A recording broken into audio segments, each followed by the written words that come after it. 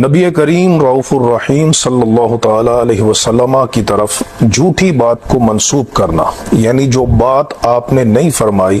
وہ آپ کی طرف منسوب کرنا، یہ کتنا کبیح جرم ہے اور کتنا بڑا کبیرہ گناہ ہے کہ مولائے مرتضی سیدنا علی شیر خدا کرم اللہ وجہہ الکریم،